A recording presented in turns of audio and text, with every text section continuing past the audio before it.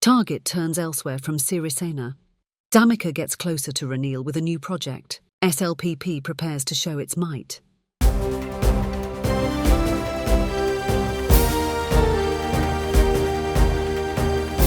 The leader, දේශයට මග කියන ප්‍රවෘත්ති පෙළගැස්ම.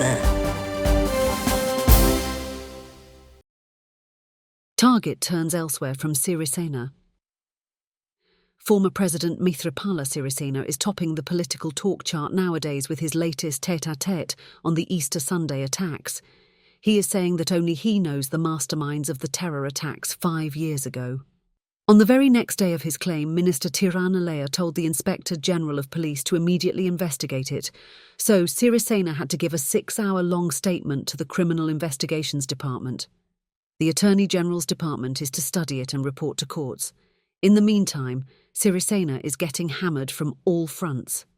SJB's media spokesman, S.M. Marikar, describes the ex-president as an utter fool and says he was sorry to have worked to elect him.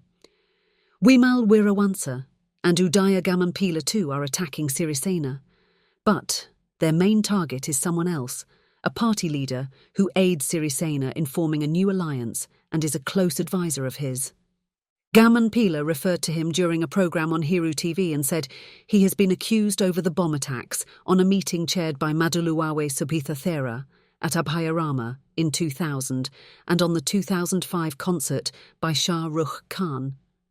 Gamanpila added that he is also behind the expulsion of Dayasiri Jayasakara. Who is this person?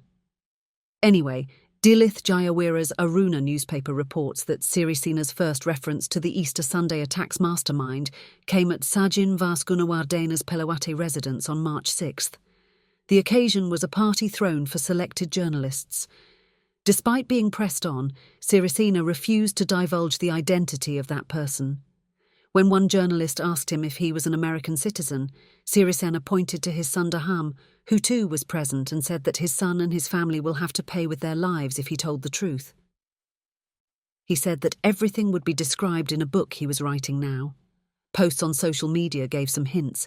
A top Indian official told Sirisena at a function at India House that a foreign country was behind the Easter Sunday attacks. A revelation could lead to a serious diplomatic issue, some say. Some others believe he has been urged by outside forces to make such a claim at a time when both India and Sri Lanka are going to national elections. But it seems no reference has been made to India in the statement he has given to the Criminal Investigations Department. Anyway, he proved himself to be unreliable at the commencement of the good governance regime. Everything he does ends up in disgrace. But there is big suspicion about this one. Remember Namal Kumara's claim of attempts on the lives of Gotabaya and Sirisena?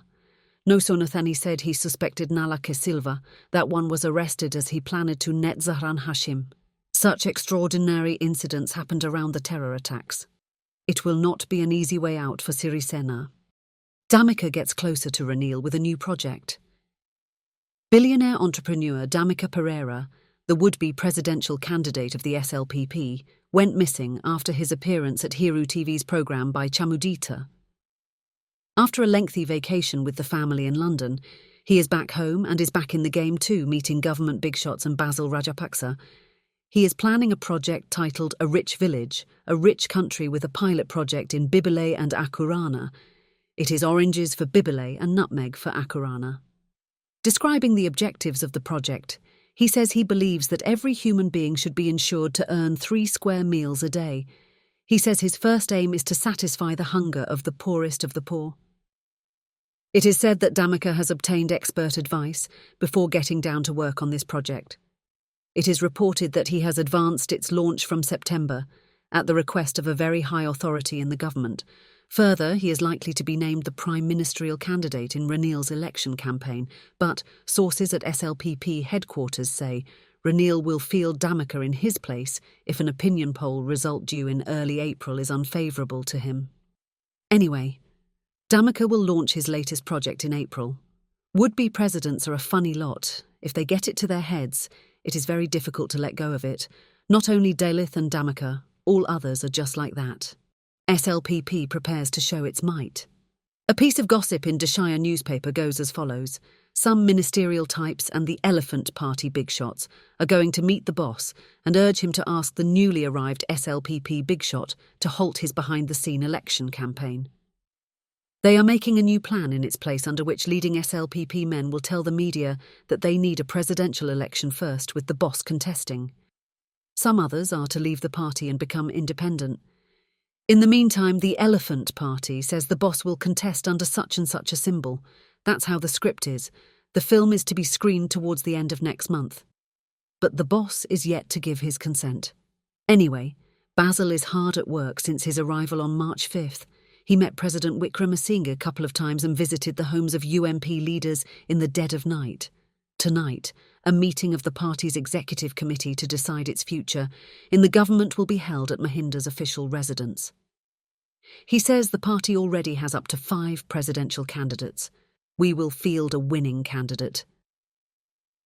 That's how the SLPP rose up again within 2 years, he said to journalists in Hambantota. He said the party is yet to decide on a particular candidate. According to political analyst Kusal Pereira, Basil calculates the SLPP's vote base especially in line with the Sinhala Buddhist hold that still prevails for Mahinda and other Rajapaksas. His insistence on holding a general election first appears to be based on several factors. Firstly, it will not be an easy task to promote an election campaign centred on Ranil as a candidate.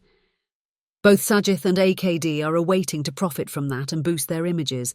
AKD has already started that. They know their advantage and want a presidential election held first. Secondly, the SLPP believes that along with Mahinda, it still can perform like it did in 2020, where it polled 59% of votes and won 17 electoral districts in the south.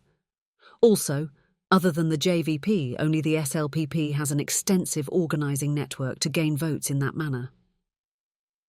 Kusal also says that opposed to what the urbanites say, rural votes are based primarily on the Sinhala Buddhist factor.